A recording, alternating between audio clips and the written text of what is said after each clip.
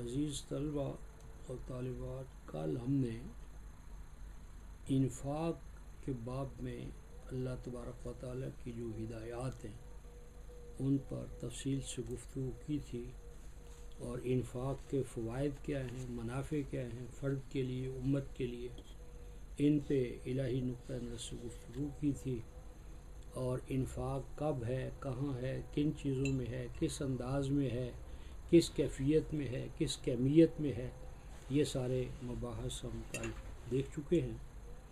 آج یہ جو انفاق کے مباحث ہیں، بحثیں ہیں، ان کا ایک آخری نقطہ ایک وزڈم یا فلاسفی یا قرآنک فلاسفی، اس کے حوالے سے زیر بحث آ رہا ہے۔ ارشاد الہی ہے یؤتی الحکمت من یشاء، اللہ تبارک و تعالی حکمت عطا کرتے ہیں۔ من یشاء کے دو معنی ہیں، ایک تو رائج الوقت معنی ہے کہ جس کو اللہ تبارک و تعالی چاہتے ہیں، اور ہم ترجمہ کرتے ہیں کہ اللہ تعالی حکمت عطا کرتا ہے اس شخص کو جو اللہ تعالیٰ سے حکمت لینا چاہتا ہے۔ یعنی حکمت ہو یا رحمت، اس کے دو درجے ہیں، ایک حکمت تو عمومی ہے طبیعیات کے حوالے سے، رحمت بھی ایک طبی ہے طبیعیات کے حوالے سے، اور ایک رحمت خصوصی۔ پہلی رحمت تو عام ہے جو رحمانیت ہے، رحمانیت والی رحمت عام ہے، کافر کو، مومن کو، چھوٹے کو، بڑے کو، پیدائش سے پہلے بلا اسباب، بلا مزد و معاوضہ وہ رحمت ہمیں عطا ہو جاتی ہے۔ ایک اس رحمت کو کام میں لانے سے ایک اعلیٰ تر رحمت عطا ہوتی ہے جو رحیمیت ہے، اس کے لیے جد و جہد درکار ہے۔ یعنی اللہ تعالیٰ کی رحمانیت ہے کہ آپ کو زمین ملی ہے، کسان کو بلا مزد و معاوضہ ملی، اس کی زرخیزی ہے، فضا ہے، ہوا ہے، بادل ہیں، بارش ہے، یہ نمو ہے، تو وہ جو چیزیں ہیں وہ بلا مزد و معاوضہ ہمیں عطا ہوئی ہیں، اس میں اللہ تعالیٰ نے کوئی چیز ہم سے لی نہیں۔ اور ایک اس رحمت پہ مزید اللہ تعالیٰ کی رحمت کا نزول ہوتا ہے، وہ جو رحمت ہے اس میں انسان کی جد و جہد درکار ہے۔ اور یہی حال حکمت میں، ایک حکمت الہیہ ہے جو الہیات کے حوالے سے ہے، ایک حکمت ہے جو معیشت کے حوالے سے یہاں آ رہی ہے، اور ایک حکمت ہوگی جو ہمارے معاملات کے حوالے سے ہے، اور ایک حکمت وہ ہوئی جو علمیات کے حوالے سے ہے۔ یہ چار حکمتوں کے شعبے ہیں قرآن حکیم میں۔ الحکمت المعاملات، یہ جتنے بھی ہمارے سوشل ڈیلنگز کے معاملات ہیں، یعنی ایک فرد کا دوسرے فرد کے ساتھ تعلق، جس میں تجارت ہے، زراعت ہے، سلوک ہے، قانون ہے، تاریخ ہے، یہ جتنے معاملات ہیں بین الفرد والفرد و بین الفرد والجماع و بین الجماعت والجماع، ایک اس دائرے کی حکمت ہے جس کو ہم حکمت معاملات کہتے ہیں۔ حکمت معاملات، یا یوں سمجھ لیں کہ یہ ہے حکمت تمدن، حکمت تمدن، حکمت سلوک، بیہیویئر فرد کا فرد کے ساتھ، اور ایک حکمت ہے جو ہمیں علمیات میں درکار ہے، علمیات ایپسٹمالوجی، اس کی بھی ایک قرآن ہمیں حکمت دیتا ہے۔ ایک حکمت ہے میٹا فزکس کی، کہ ہماری وہ میٹا فزکس کیا ہے جس پر ہمارا نقطہ نظر کائنات کے حوالے سے، حیات کے حوالے سے، انسان کے حوالے سے، وہ بھی قرآن اس باب میں ہمیں ایک حکمت عطا کرتا ہے۔ تو اس وقت جو حکمت ہے یہ حکمت معاش ہے۔ تو حکمت معاش کے بارے میں فرماتے ہیں یؤتی الحکمت من یشاء، یہ حکمت اللہ تبارک و تعالی عطا کرتے ہیں اس فرد یا قوم کو جو یہ حکمت لینا چاہے، جبر نہیں ہے۔ وَمَن یؤت الحکمت، اور جس کو یہ حکمت معاش قرآنی، اور جس کو حکمت معاش قرآنی مل گئی، فقد اوتی خیرا کثیرا، تو اسے پھر خیر کثیر مل گیا۔ اس سے یہ پتہ چلتا ہے کہ قرآن میں ریاست مقدم نہیں ہے، قرآن میں ریاست مقدم نہیں ہے، قرآن میں ریاست سے پہلے کیا ہے؟ معاش، معیشت، اکنامک سسٹم۔ یعنی اکنامک سسٹم کے لیے ہمیں سیاست چاہیے، اکنامک سسٹم کو غالب کرنے کے لیے ہمیں حکومت چاہیے، اکنامک سسٹم کو انفورس کرنے کے لیے ہمیں عدل، یہ سارے معاملات، تو جو بیسکس ہیں وہ اکنامک سسٹم ہے. یعنی اور قرآن حکیم میں معاش جو ہے وہ اس معنی میں استعمال نہیں جس معنی میں ہم اکنامکس سے استعمال کرتے ہیں. قرآن حکیم میں معاش کا معنی ہے زندگی گزارنے کا انداز. معشیتن، معشیتن جس سے پھر معیشتن ہوتا ہے، معیشتن معشیتن ہے. اور معشیتن جو ہے اس کا روٹ کیا ہے؟ عاشا یعیشو. اور عاشا یعیشو کیا ہے؟ زندگی گزارنا. اور معیشت کیا ہے؟ زندگی گزارنے کا اسلوب اور انداز. تو اصلاً معیشت جو ہے بہت کمپریہنسو لفظ ہے قرآن حکیم کے نقطہ نظر سے، اور اس میں ہماری معاشرت بھی آ جاتی ہے، سیاست بھی آ جاتی ہے، علمیات بھی آ جاتے ہیں. یعنی یہ ایک معیشت ایک پورا ایک بہت کمپریہنسو سبجیکٹ ہے، جامع، جس میں بہت سی چیزیں آ کر شامل ہو جاتی ہیں. تو وہ تو ہم اس وقت اس پہ بحث کریں گے جب ہم معاشیات اور قرآن کا موضوع زیر بحث لائیں گے. اس وقت یہ بتانا ہے کہ جو انفاق کا نظریہ ہے، انفاق کیا ہے کہ ہر فرد اپنی صلاحیتوں سے اپنی نشو و نما کرنے کے ساتھ جو فاضل اس کے پاس بچے وہ دوسروں کی نشو و نما کے لیے وقف کر دے، اور اس نشو و نما کے لیے جو وسائل وقف کرے اس میں بیت المال کو اپنا امین بنائے. بیت المال کو دے، مرکز کو دے، امت کو دے، اور امت پھر ان وسائل کو اس طرح مینیپولیٹ کرے، کام میں لائے کہ ہر فرد تک سامان معیشت پہنچے. جس طرح قرآن حکیم نے کہا ہے کہ یہ جو وسائل کی تقسیم ہے، ڈسٹریبیوشن ہے، یہ کس طرح ہونی چاہیے؟ جس طرح کہ خون جو ہے وہ بدن انسانی میں دوڑتا ہے، دل جو ہے وہ پمپ کرتا ہے، اور آخری جو آپ کا آرگنزم ہے، آپ کی جو چھوٹی سے چھوٹی انگلی ہے، اس کے آخری کونے تک خون پہنچتا ہے، اور سر کے آخری کونے تک خون پہنچتا ہے، پاؤں کے نچلی جو ہے وہ چیز اس تک پانی وہ خون پہنچتا ہے. اسی طرح پمپ کے مقام پر امت کا بیت المال ہے. یہ اس کی ڈیوٹی ہے کہ اوپر نیچے دائیں بائیں ہر جگہ یہ دولت جو ہے وسائل معیشت پہنچنے چاہیے. قرآن نے کہا کہ لا یکون دولتاً بین الاغنیاء منکم، کہ تم اپنا اکنامک سسٹم اس طرح نہ بنانا کہ جو دولت ہے وہ ہیر پھیر کرتے ہوئے آخر کار پھر وہیں آ کر پہنچے. کن پر؟ جو اغنیاء ہیں، یعنی جو وسائل والے ہیں، اپر کلاس ہے، وہ تو موٹی تازی ہوتی چلی جائے، اس کے پاس معیشت اس طرح آ جائے جس طرح گڑھے نہیں کھودتے. تو گڑھوں میں نشیب میں گڑھے ہوتے تو سارا پانی ادھر آ جاتا ہے. تو جو سرمایہ نظام ہے یہ کیا ہے کہ دولت ہیر پھیر کرتے ہوئے آخر کار پھر عمرا کی جھولی میں آ جاتی ہے. عمرا اور امیر تر ہوتے، غریب تر ہوتے چلے جاتے ہیں. تو قرآن حکیم نے کہا یہ 59/7 میں کہ یہ اہل قرى ذو القربى والیتامى والمساکین وابن السبیل، ان سب تک یہ وسائل معیشت پہنچاؤ. کیوں؟ کئی لا یکون دولتم بین الاغنیاء منکم، یعنی یہ دولت ایسے اس گیند کی طرح نہ ہو جائے کہ گیند جب بھی آپ پھینکیں گے تو وہ نیچے کی طرف جائے گا.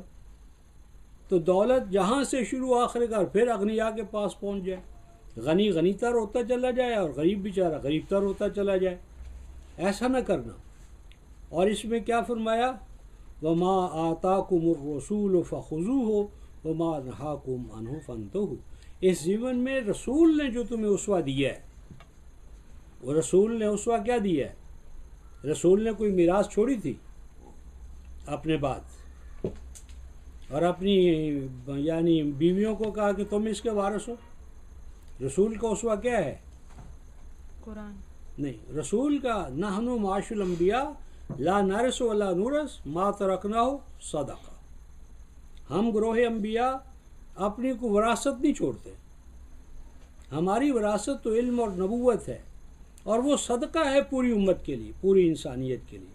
یعنی آپ حیران ہوں گے کہ زکوٰۃ آپ صلی اللہ علیہ وسلم کبھی دی نہیں. سیدنا ابوبکر عمر نے کبھی زکوٰۃ نہیں دی. پتہ ہے آپ کو کیوں؟ مال ہی نہیں تھے. کیوں نہیں تھا؟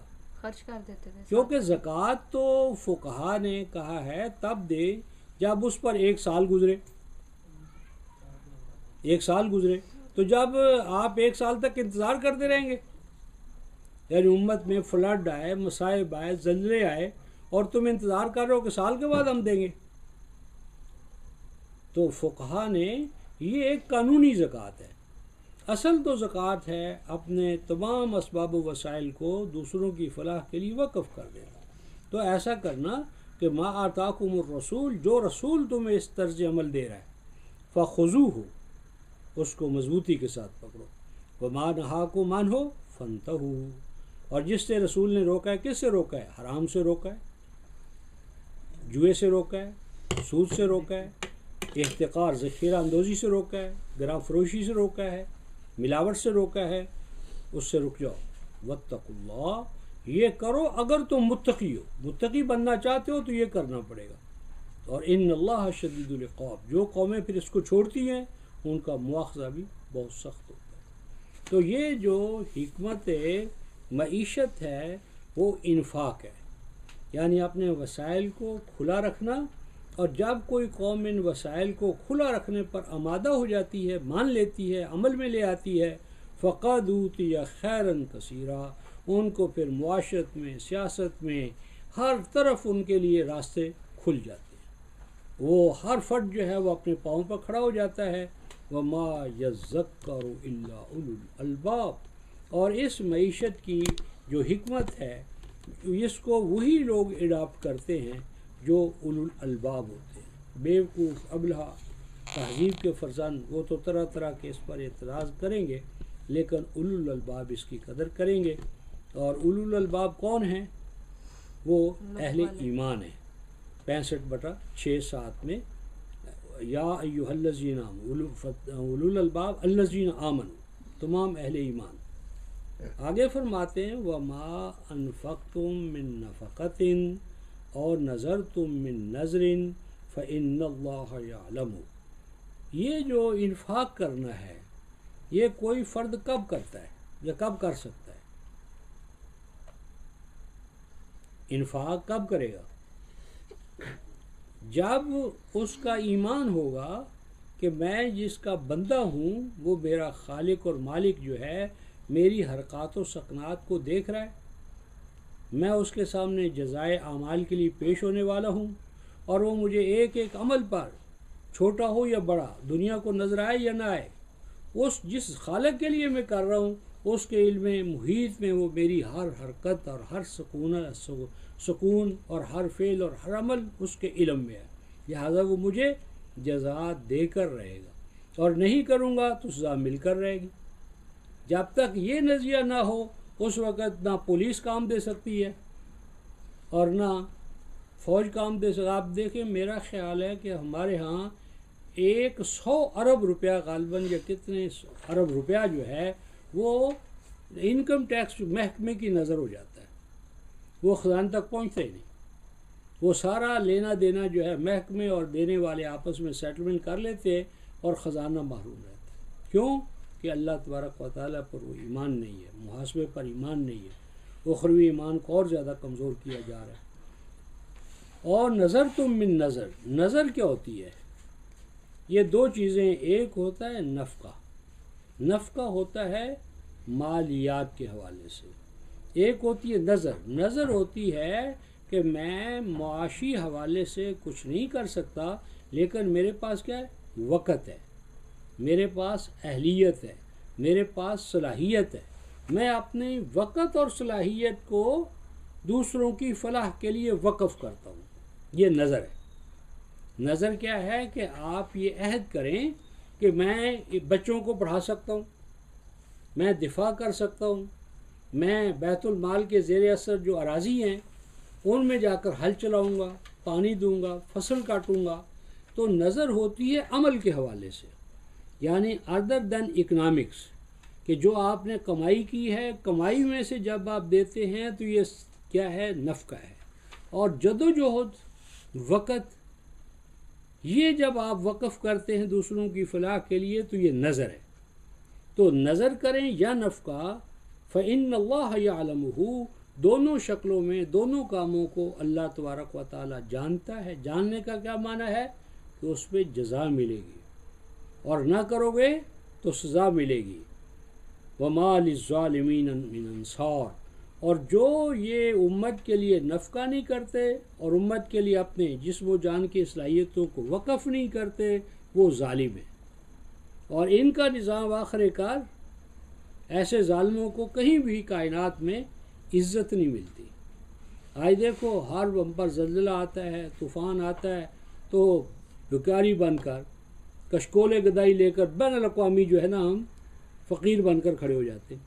ایک دو دفعہ کوئی دیتا ہے پھر کیا کہتا ہے، یار یہ تو ہیں ہی منگتے عالمی سطح کا، اور غبن کرتے جو ہم دیتے ہیں اس کا صحیح استعمال نہیں کرتے، اپنے پیٹوں میں ڈال لیتے ہیں، تو آئندہ ان کو کوئی دیتا بھی نہیں ہے، یعنی وہ اس سے بھی محروم ہو جاتے ہیں، نہ عزت نہ احترام، اور بین الاقوامی سطح پر سب سے زیادہ بدنام، انصار نہیں ملتے۔ اور پھر فرمایا ان تبدوا الصدقات فنعما ہی، کہ اگر کوئی امت پر افتاد آن پڑی ہے یا کسی فرد کی تم نے مدد کرنی ہے تو بڑا اچھا ہے کہ تم اس کا علل اعلان اظہار کرو۔ کیوں؟ اس سے دوسروں کو تحریک ہوتی ہے۔ یعنی ایک آپ نے ریاست نے پبلک ریلی یا جلسہ کیا اور آپ سے مطالبہ کیا، آپ نے بڑھ چڑھ کر اعلان کیا کہ میں اتنا دیتا ہوں، دوسرا اتنا، تو ایک دوسرے کو دیکھ کر انسان کے اندر جذبہ پیدا ہوتا ہے۔ تو اس طرح کا اعلان کرنا کوئی نمائش نہیں ہے، بشرطے کہ نیت آپ کی نمائش اور ریاکاری کی نہ ہو۔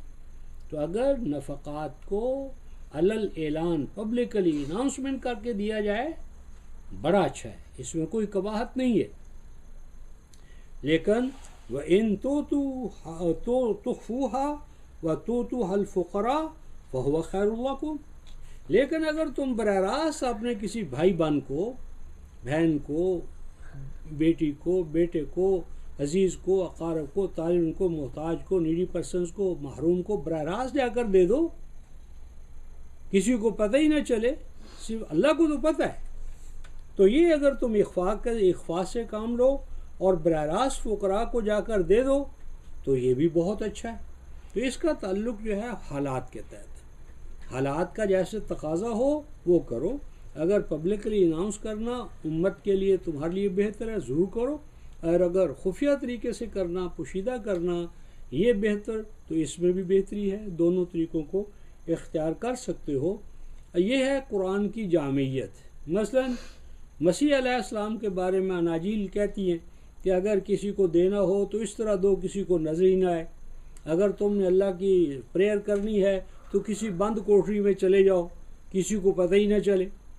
تو قرآن نے کہا نہیں، یہ انتہا ہے، یہ ایکسٹریمزم ہے۔ قرآن کہتا ہے موقع محل کے مطابق اخفاء بھی کرو، کر سکتے ہو، اور پبلکلی بھی کرو۔ ایک اجتماعی دعا ہے، پبلک پریئرز ہیں، ہاں انفرادی سطح پر نوافل کرو، انفرادی دعائیں بھی، ان کا بھی راستہ کھلا رکھا گیا، اور پبلک پریئرز کا بھی اہتمام کیا گیا۔ تو یہی دین کی جامعیت ہے جو اس کو ابدی دین بناتی ہے۔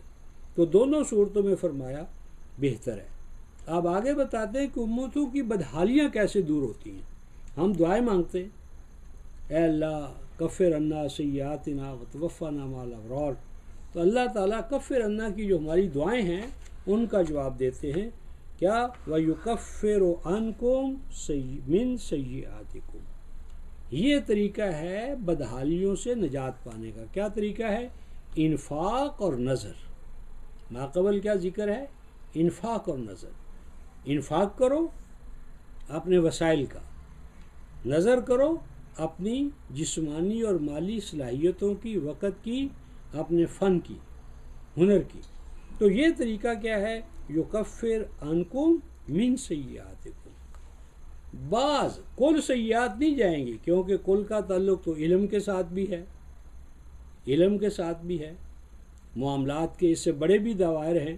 تو یہ ایک شعبہ ہے جس شعبے سے اگر تم اپنے آپ کو خدا برا کرو گے تمہاری اس دائرے کے اندر جو سیئات ہیں، بدحالیاں ہیں، پراگندہ حالی ہے، وہ اللہ تبارک و تعالیٰ تم سے اٹھا لیں گے۔ واللہ بما تعملون خبیر، اور فرمایا کہ جو بھی کرو گے تم اللہ تعالیٰ باخبر ہے۔ نتیجہ یہی ہے کہ وہ تمہیں تمہارے ان اعمال کی جزا دے گا، اور یہ بھی انڈرسٹوڈ ہے کہ اگر نہیں کرو گے تو سزا بھی ملے گی، کیونکہ تمہیں شہداء علی الناس کے مقام پر بٹھایا گیا ہے۔ فرماتے ہیں لیس علیک ھداھم ولکن اللہ یہدی من یشاء وما تنفقوا من خیر فلانفسکم وما تنفقوا الا ابتغاء وجہ اللہ وما تنفقوا من خیر یوفی الیکم وانتم لا تظلمون۔ ایک آیت میں 4 مسئلے اکٹھے کر دیے، ایک آیت ہے اور 4 مہمات مسائل، اہم ترین مسائل ایک آیت میں اکٹھے کر دیے۔ فرماتے ہیں نمبر 1 لیس علیک ھداھم، جو ہیڈ آف دا اسٹیٹ ہے یہاں پر رسول صلی اللہ علیہ وسلم، وہ اپنے ایمان لانے والوں کو ڈنڈے سے اس نظام انفاق پر کھڑا نہیں کر سکتے۔ یہ ایمان ہے جو ہمیں اس پر کھڑا کرتا ہے۔ لیس علیک ھداھم، رسول کی ڈیوٹی نہیں ہے کہ وہ تمہیں یعنی نوٹس پر نوٹس بھیجے، اے مومنو یہ کرو یہ کرو یہ کرو، نہیں، یہ تو ہر آدمی کے ایمان کا تقاضا ہے۔ اگر وہ مومن ہے تو اسے خود کرنا چاہیے۔ رسول اور مرکز ملت کو کیوں بار بار یہ کہنا پڑے کہ ایمان والو یہ کرو یہ کرو؟ تو بتانا یہ ہے کہ مومن کا اپنا ایمان اتنا قوی، فعال اور بارآور ہونا چاہیے کہ وہ خود بخود جو ہے آپ کو متحرک کرے، موٹیویٹ کرے، ایکسٹرنل موٹیویشن کی آپ کو ضرورت نہ ہو۔ لیس علیک ھداھم ولکن اللہ یہدی من یشاء، یہ تو اللہ تبارک و تعالیٰ تو، اور یہاں ہدایت سے مراد جو ہے منزل تک پہنچانا ہے۔ منزل تک تو وہی پہنچیں گے جو پہنچنا چاہتے ہیں، من یشاء خود فرد کے حوالے سے، منزل رسیدہ وہ ہوگا جو منزل تک پہنچنا چاہے۔ تو یہ ماقبل چونکہ انفاق کا ذکر ہے تو یہاں ہم انفاق کے حوالے سے یعنی خیر کثیر کا جو مقام ہے اس تک پہنچنے کے لیے ہیڈ آف دا اسٹیٹ ہی مکلف نہیں ہے، ہر مومن مکلف ہے، اور ہر مومن کو یہ ڈیوٹی، فریضہ یا منزل اس تک پہنچنے کی جدوجہد خود کرنی چاہیے۔ اور آگے فرماتے ہیں وَمَا تُنْفِقُوا مِنْ خَيْرٍ فَلِأَنفُسِكُمْ، کہ جو بھی تم انفاق کرو گے اس انفاق کا فائدہ آخر کس کو ہوگا؟ فَلِأَنفُسِكُمْ، تمہاری اپنی ذات کو ہوگا، اپنے بھائی بندوں کو ہوگا، بھائی بندوں کو ہوگا، اپنی ذات کو ہوگا، اپنے معاشرے کو ہوگا۔ کیوں کہ کل کو یہ کیفیت تمہارے ساتھ بھی تو ہو سکتی ہے۔ کوئی بھی فرد بیمار ہو سکتا ہے، ہنگامے کا شکار ہو سکتا ہے، کوئی اس کے ساتھ انوارڈ سچویشن ہو سکتی ہے، کوئی حادثہ ہو سکتا ہے۔ تو اگر امت کا مزاج ہی یہ ہوگا کہ ہر افیکٹڈ پرسن کو اٹھانا ہے، ہر گرے ہوئے کو اٹھانا ہے، لے کر چلنا ہے، تو ہر فرد کو اور اس کے اہل و عیال کو، اس کے بیوی بچوں کو فائدہ پہنچے گا۔ یعنی اگر اجتماعی مزاج ہی یہ بن گیا ہے کہ کوئی فرد تنہا نہیں رہے گا، کسی فرد پر آفت آئے گی تو ہم سب پر آئے گی۔ تو اگر ہم ایک وقت میں اپنی طرف سے انفاق کر رہے ہیں تو کل کو وہ انفاق ریٹرن ہو کر ہمیں ہی آ کر ملے گا۔ یا جو انفاق بھی ہم کرتے ہیں ہمارے اپنے ہی بھائی بند ہیں، ہمارے اپنے ابنائے آدم ہیں، امت اسلامیہ کے افراد ہیں، امت مسلمہ کے افراد ہیں، نوع انسانی کے افراد ہیں، اولاد آدم ہے۔ تو آخر کار ہم اپنے ہی بھائی بندوں کو دے رہے ہیں، اللہ تبارک و تعالیٰ کو تو کچھ نہیں لے رہے۔ تو یہ تو اللہ تعالیٰ کا کرم ہے کہ وہ کہہ رہے ہیں کہ نہیں، اپنے بھائی بندوں کو دو اور اس پر میں تمہیں بے پناہ اجر و ثواب بھی عطا کروں گا۔ پہلے فرمایا کہ انفاق دینا کچھ نقصان نہیں ہے، کیونکہ جو انفاق کرو گے وہ تمہارے ہی پاس رہنا ہے بھائی بندوں کی شکل میں۔ نمبر 2 وَمَا تُنْفِقُوا إِلَّا ابْتِغَاءَ وَجْهِ اللَّهِ، جو انفاق کرو اس لیے کرو کہ تمہارے اندر صفات الہیہ پیدا ہو، بندہ مولا صفات بنو۔ بندہ کی صفت، اللہ تعالیٰ کی صفت کیا ہے؟ یطعم ولا یطعم، وہ دیتا ہے لیتا نہیں ہے، وہ کھلاتا ہے وہ کھاتا نہیں ہے، وہ عطا کرتا ہے وہ لیتا نہیں ہے. تو المؤمن هو المعطاء، مومن دینے والا ہوتا ہے، لینے والا نہیں ہوتا. مومن جواب ہوتا ہے، سوالی نہیں ہوتا. مومن جو ہے وہ صفات الہیہ کا اپنے اندر رنگ پیدا کرتا ہے، یعنی دوسروں کے لیے مشکلات کو حل کرنا، ان کے کام آنا، بلا مزد و معاوضہ ان کے لیے کام کرنا، رحمتوں سے ان کو نوازنا. تو ابتغاء وجہ اللہ کا معنی ہے کہ ذات الہیہ کا جو چہرہ ہے ذات الہ کا، اس کے لیے اور اس صفت کو اپنے اندر پیدا کرنے کے لیے وہ انفاق کرتے ہیں. تو یہ دوسری چیز فرمائی. تیسری فرمائی وَمَا تُنْفِقُوا مِنْ خَيْرٍ يُوَفَّ إِلَيْكُمْ، اور جتنا بھی تم انفاق کرو گے آخر ملٹی پلائی ہو کر وہ تمہارے ہی معاشرے کو اس کا فائدہ پہنچے گا. یعنی اگر جتنا ہم دفاع اپنا مضبوط کریں گے اتنا ہماری آزادی مستحکم ہوگی. کوئی دشمن جو ہے وہ ہمیں میلی آنکھ سے دیکھ نہیں سکے گا، اور جتنا ہم اپنا دفاع کمزور کریں گے اتنا خوف کی زد میں آئیں گے. خوف کی زد میں آئیں گے ہماری اپنی ذات کی نشو و نما نہیں ہوگی. ہر آدمی جو ہے وہ مضطرب رہے گا، پریشان رہے گا، نہ جسم محفوظ، نہ جان محفوظ، نہ عزت محفوظ، نہ آبرو محفوظ. تو مال لے کر کیا کرو گے؟ تو جو انفاق بھی تم کرتے ہو آخر کار وہ ملٹی پلائی ہو کر خیر کثیر کی شکل میں یوفی الیکم، حیات دنیا میں بھی اور حیات آخرہ میں بھی لوٹا دیا جائے گا واپس. وانتم لا تظلمون، اور تمہارا ایک دمڑی جو ہے، ایک ذرہ، ایک پیسہ جو ہے وہ اللہ تبارک و تعالیٰ اپنے پاس نہیں رکھیں گے. وہ ملٹی پلائی کر آخر کا، جس طرح بینک میں ہم رکھتے ہیں تو وہ ملٹی پلائی، حالانکہ وہاں تو قانون افراط زر کی وجہ سے دن بدن ہمارا سرمایہ ختم ہو رہا ہے، لیکن یہاں تو اللہ کے خزانے میں دیا ہوا بڑھتا چلا جاتا ہے، بڑھتا چلا جاتا ہے. حیات دنیا میں بھی آزادی کی شکل میں، فلاح کی شکل میں، استحکام کی شکل میں، اور حیات آخرہ میں ابدی جنت کی شکل میں. ان کے بعد اب ایک اور بہت اہم بحث آ رہی ہے، اور وہ یہ ہے للفقراء الذین احصروا فی سبیل اللہ لا یستطیعون ضربا فی الارض یحسبهم الجاہل اغنیاء من التعفف تعرفهم بسیماهم لا یسألون الناس الحافا لا يسألون الناس الحافا وما تنفقوا من خیر فإن اللہ به علیم. یہ جو دنیا جہان میں سائنسز میں ارتقاء آتا ہے، اسپیشلائزیشن کرنے والے افراد پیدا ہوتے ہیں، یہ کہاں سے آتے ہیں، کیسے ہوتا ہے، اس کا طریقہ کار بتایا جا رہا ہے. اگر آپ یہ چاہتے ہیں کہ جس طرح مزدور جو ہے وہ سر پر ٹوکری اٹھا کر تگاری کا کام کر کے اپنی روٹی کماتا ہے، اسی طرح اگر آپ چاہتے ہیں کہ سائنٹسٹ جو ہے وہ بھی ایک طرف یہ مٹی اٹھائے، کھودے، اور یہ کارکنوں کی طرح، مزدوروں کی طرح، راج کی طرح محنت کرے اور پھر آگے چلے، تو اس طرح ڈیولپمنٹ آف سائنسز نہیں ہو سکتی، معاشرہ آگے نہیں آ سکتا. اس لیے کچھ افراد جو ہیں وہ مخصوص اپنے آپ کو کر لیتے ہیں کہ ہم امت کی فلاح کے لیے ہم نے کیا کرنا ہے، کوئی دفاع کی صلاحیت میں، کوئی تعلیم کی تخصص میں، کوئی اور شعبوں میں، یہ متخصصین ہو جاتے ہیں. اور یہ متخصصین لازمی بات ہے کہ وہ معیشت کے لیے جو جد و جہد ہے اس سے وہ روک دیے جاتے ہیں. تو ایسے افراد کی نشو و نما کیسے ہو؟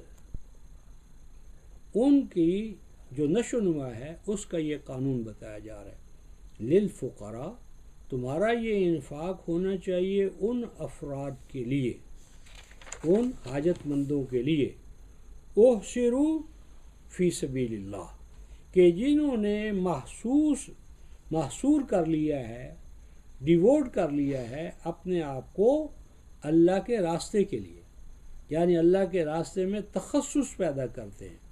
وہ فہم قرآن ہو، تفقہ ہو، اس کی تعلیم ہو، اس کی تربیت ہو، اس کی حکمت ہو، جتنے بھی سبیل اللہ کلام الہی کے دین سماوی کے شعبہ جات ہیں ان میں جو متخصصین ہوں گے مرکز میں جو بیٹھے ہوئے، جس کو قرآن نے کیا کہا تھا، عاکفین، وہ عاکفین جو مرکز میں آ کر دھرنا مار کر بیٹھ جائیں گے، یا خود خلیفۃ المسلمین، جس طرح سیدنا ابوبکر صدیق خلیفہ ہوئے، اگلے دن دیکھا کہ وہ گانٹھ یا گڈی کندھے پر رکھی ہوئی، فرمایا کہاں جا رہے ہو؟ کہ جی وہ بچوں کے لیے کوئی جو پہلے کام کر دو وہ نہیں کرنا، میں نے بچوں کو روزی کہاں سے دوں گا؟ انہوں نے کہا نہیں، اب آپ کو نہیں ہم جانے دیں گے۔ انہوں نے کہا کیوں نہیں؟ ہم نے آپ کو روک لیا ہے، خاص کر لیا ہے، تو اب آپ کی روٹی ہمارے ذمہ۔ پھر ان کا وہ اگلا نظام چلا۔ تو یہ متخصصین ہر تہذیب میں ہوتے ہیں، اور اس تہذیب کے لیے جو اپنے آپ کو ڈیووٹ کرتے ہیں، فلاح کے لیے، غلبے کے لیے تخصص کرتے ہیں، تو لا یستطیعون ضربا فی الارض، تو وہ زمین میں بھاگ دوڑ جو معیشت کی ہے وہ کرنے سے قاصر ہو جاتے، نہیں کر سکتے وہ دوڑ و دھوپ، چلنا پھرنا، چلت پھرت، جد و جہد زمین میں معاش کے حصول کے لیے۔ یحسبہم الجاہل اغنیاء من التعفف، لیکن وہ اتنے خوددار ہوتے ہیں کہ وہ اپنے آپ کو دوسروں سے کیوں کہیں بھئی ہمیں یہ چاہیے، ہمیں وہ چاہیے، تو وہ ڈیووٹ تو کرتے ہیں لیکن اپنی معیشت کا جو پہلو ہے وہ کسی پر ظاہر نہیں کرتے۔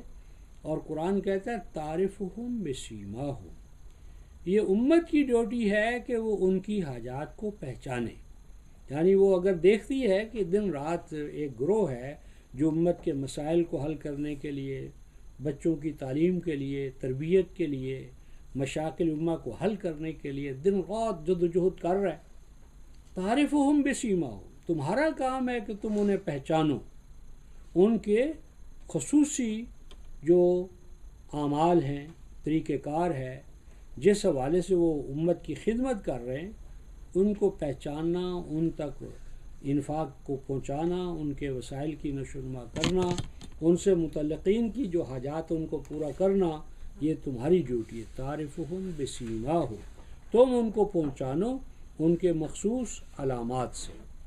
اور فرمایا لا یسألون الناس الحافا، ان کی پہچان یہ ہے کہ وہ اپنا سوال لوگوں کے سامنے نہیں لائیں گے، اگر نہیں بھی کریں گے تو کم سے کم وسائل میں کسی طرح وہ زندہ رہ کر اپنی امت کی ڈیوٹی انجام دیں گے۔ نہیں مانگتے وہ لوگوں سے الحاف لحاف ہے، لحاف جو ہمارا ہوتا ہے، تو لاحفہ کا معنی ہوتا ہے کسی چیز کو چمٹ جانا، لازم ملزوم ہو جانا۔ جس طرح لحاف ہم لیتے ہیں تو ہمارے ساتھ ایک اس کا گہرا رشتہ قائم ہو جاتا ہے، تو لوگوں کے پیچھے پڑ کر وہ اپنی حاجات ظاہر نہیں کرتے، ڈیمانڈ نہیں کرتے ہمیں یہ دو، ہمیں وہ دو، وہ کم سے کم پر رہ کر زیادہ سے زیادہ میکسیمم فائدہ پہنچاتے ہیں۔ اور وہ جو افراد ہیں وما تنفقوا من خیر فإن اللہ بہ علیم، ان افراد پر جو تم خرچ کرو گے تو وہ ملٹی پلائی ہو کر وہ تمہارے پاس لوٹ آئے گا، اور جان لو کہ اس مد میں جو بھی تم کرو گے اللہ تبارک و تعالیٰ اس سے پوری طرح باخبر ہے، اور باخبر ہونے کا معنی یہ ہے کہ وہ تمہیں اس کا بھرپور بدلہ دے گا۔ اور امت جو ہے ایسے متخصصین کے حوالے سے ان کی جو ریسرچ ہوگی، جد و جہد ہوگی، امت کی تعمیر اور افعال سازی میں جو ان کا کردار ہوگا، اس سے امت کو بے پناہ فائدہ پہنچے گا۔ آگے فرماتے ہیں امت کا عمومی مزاج، الذین ينفقون اموالهم باللیل والنہار سرا وعلانیۃ فلہم اجرہم عند ربہم ولا خوف علیہم ولا هم یحزنون۔ یہاں لا خوف اور لا حزن جس معاشرے کو کہا گیا ہے نا، یہ معیشت کا مقام ہے۔ معیشت میں اگر یہ طرز عمل امت اختیار کرے گی تو لا خوف اور لا حزن کا مقام اس کو ملے گا۔ کیا؟ یہ وہ لوگ ہیں اہل ایمان، ينفقون اموالهم، جو کھلا رکھتے ہیں اپنے اموال کو انفاق کے لیے، خرچ کے لیے، دوسروں کی نشو و نما کے لیے، فلاح کے لیے، باللیل والنہار، رات میں بھی اور دن میں بھی، اسر میں بھی یسر میں بھی، کم وسائل میں بھی زیادہ وسائل میں بھی، ہیں جی، اور خود بیماری میں دوسروں کو ترجیح دینے والے، علاج کے وقت میں اپنے بھائی کو ترجیح دینے والے، کھانے پینے میں اپنے بھائی کو ترجیح دینے والے، ایثار علی النفس. تو یہ صرف لیل رات دن رات یہ متضاد حالات میں ہے، طرح طرح کے حالات، متضاد حالات، ہر حالت میں وہ انفاق کرتے. سر و علانیہ، سر کا معنی عام طور پر ہم کرتے ہیں خفیہ، اور علانیہ کا معنی کرتے ہیں اوپن دن دہاڑے، اور میں اس کا معنی سرن کا کرتا ہوں مسرور ہو کر. یعنی یہ انفاق جبر کا نہیں ہوتا، ڈنڈے سے نہیں ان سے انفاق کروایا جاتا. سرن وہ یہ سر یسر و سرن و سر، وہ کرتے ہیں انفاق کیونکہ اس سے ان کو لطف اٹھاتے ہیں، وہ محظوظ ہوتے ہیں، وہ خوش ہوتے ہیں کہ ہمیں یہ توفیق ملی کہ ہم اپنے بھائی کے کام آ سکیں. یعنی ان کو خوشی ہوتی ہے دوسروں کو کھلا کر، دوسروں کے کام میں آ کر، دوسروں کے حاجات کو پورا کر کے. یعنی کوئی آدمی تو لوٹ کر خوش ہوتا ہے، یہ لٹا کر خوش ہوتے ہیں. کوئی خوش ہوتا ہے دوسروں کی جیب کاٹ کر، یہ خوش ہوتے ہیں دوسروں کے پیٹ کو بھر کے. سرن یعنی انفاق ان کی ہیبٹ نہیں ہے مجرد، بلکہ وہ ان کی ہابی ہے، جس سے ان کو کسی کو بٹیر لڑانے سے ہے، کبوتر بازی سے ہے، اور ان کو انفاق کرنے میں خوشی ہے. سرن اور علانیتاً، علانیہ کا ایک معنی تو ہے وہی اوپنلی، اور میں اس کا معنی کرتا ہوں کہ یہ علانیہ علا یالو سے اگر لیا ہے ہی تو اس کا معنی ہے غالب کرنے کے لیے، اپنی معیشت کو، معاشرت کو، امت کو غلبہ عطا کرنے کا راز ہی انفاق میں پوشیدہ ہے. جو قوم انفاق کرنا چاہتی ہے اور وہ کبھی غلام نہیں ہوئی. دو ہی تو مقام ہیں، ایک 9:39 انفاق، ایک نفیر عام.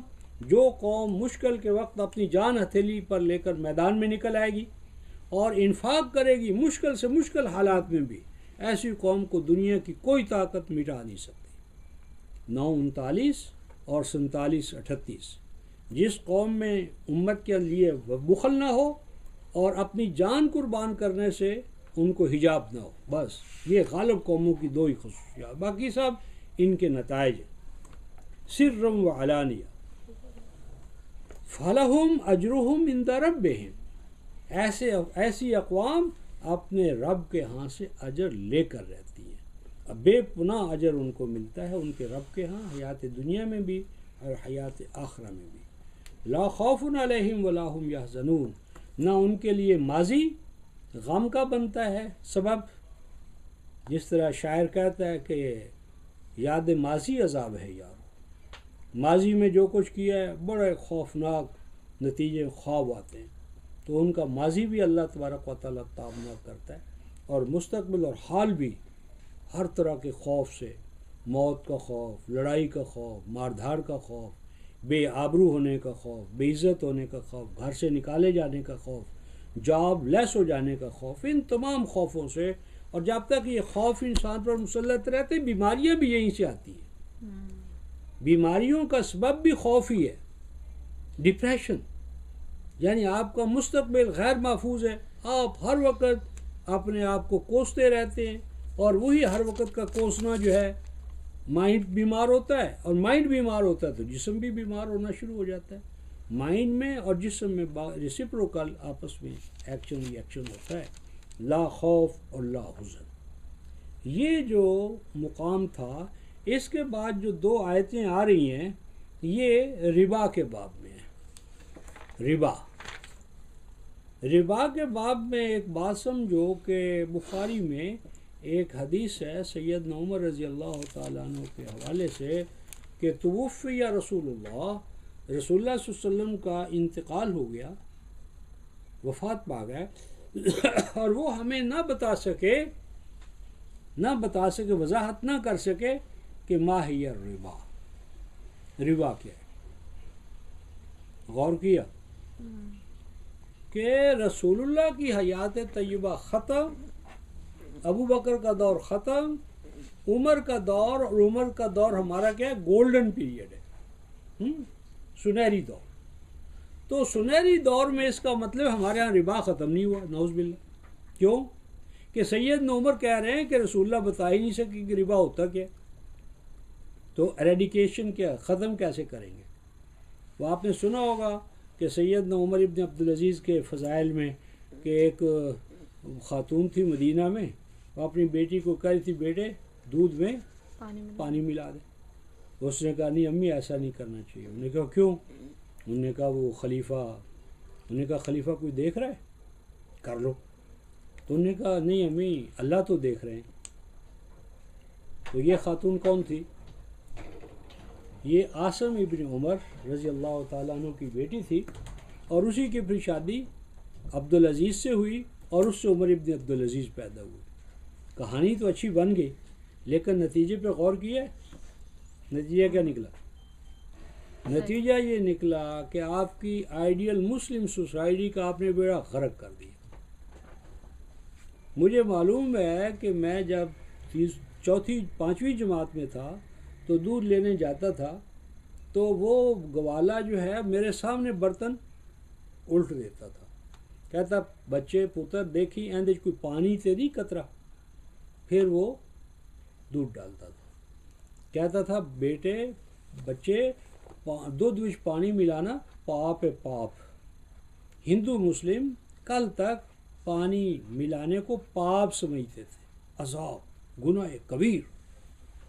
تو کیا آپ کے گولڈن اور آئیڈیل پیریڈ میں مدینے میں عورتیں دودھ میں پانی ملا رہی تھیں؟ تو پھر مدینہ جو کیپٹل سے دور دراز علاقوں کا کیا حال ہوگا بھائی؟ تو اس طرح کی کہانیوں کو بڑے غور سے سننا چاہیے اور بڑی لاجک کے تحت کرٹیسزم کرنے کے بعد اس کو قبول کرنا چاہیے. ایسے نہیں اندھوں بیروں کی طرح جو سنا بس پلے باندھ لیا. تو یہ جو آیت ہے کہ ربا معلوم نہ ہو سکا کہ ربا کیا ہے، اور آج بھی امت میں مشکل ترین مسئلہ ربا ہے. 79 میں ہمارے ہاں جماعت اسلامی کے نائب امیر پروفیسر خورشید احمد، ان کو منصوبہ بندی اور وزارت خزانہ کا منصب دیا ضیاء الحق نے، تو انہوں نے کہا کہ ہم بھائی ایریڈیکیٹ کر دیں گے، معیشت کو پاک کر دیں گے ربا سے، سود سے. تو کسی وہ صحافی نے پوچھ لیا کہ can you define what is meant by ربا؟ تو کہنے لگے ہارڈ کویسچن، ڈیفیکلٹ کویسچن. کیا کہ میں اس کی وضاحت نہیں کر سکتا. ہم سعودی عرب سے ریکویسٹ کریں گے کہ وہ کسی عالم کو بھیجے اور ہمیں بتائے کہ ربا کیا ہوتا ہے. انہوں نے کس کو بھیجا؟ معروف دوالیبی، جو کس کا تھا؟ انٹرنیشنل افیئرز کا وہ عالم تھا، اکنامکس کا وہ عالم ہی نہیں تھا. اس سے اندازہ لگاؤ ہمارے دیوالیے پن کا، فکر میں ہم کتنے یتیم اپاہج ہیں، بھانج پن کا شکار ہے. کہ ایک جماعت 1941 میں قائم ہوتی ہے اور 40 سال کے بعد اس کو اقتدار ملتا ہے، اور 40 سال کے اقتدار پا لینے کے بعد وہ اتنی آف اینڈ ہے، خالی ہاتھ ہے، خالی مغز ہے کہ اس کے نائب امیر کو نہیں پتا کہ اس کی معیشت کی پالیسی جو ہے اس میں ربا کا کیا مقام ہے، وہ کیسے ختم ہو. کوئی ہوم ورک نہیں ہے، نعرے بازی ہے اور کوئی پروگرام ہمارے پاس ہے نہیں. تو انشاءاللہ العزیز کل ہم ربا کو قرآن کی آیات کی بنیاد پر کھولیں گے اور 2 لفظوں میں بتا دیں گے کہ ربا یہ ہے. اصل بات بس ذہن میں رکھ لو کہ ربا جو ہے یہ کوئی اکنامک سسٹم کا ایک شعبہ نہیں ہے. ربا ایک پورا اکنامک سسٹم ہے، opposite to Quranic economic systems. 2 system ہے دنیا میں، ایک نظام زکوٰۃ، نظام صدقات، نظام انفاق، اور دوسرا نظام ربا. ربا کوئی ایک شعبہ نہیں ہے کہ اس شعبے میں اتنا سود بس نہیں، یہ ایک معیشت کا کلی نظام ہے. 2 نظام معیشت ہیں، ایک نظام صدقات، نظام زکوٰۃ، اور دوسرا نظام ربا. تو نظام ربا اپوزٹ ہے نظام صدقات کے، نظام زکوٰۃ کے، نظام انفاق کے. 3 چیزوں کی ضد ایک ربا. تو کل انشاءاللہ اس پہ گفتگو کریں گے. تو آخر دعوانا الحمدللہ رب العالمین.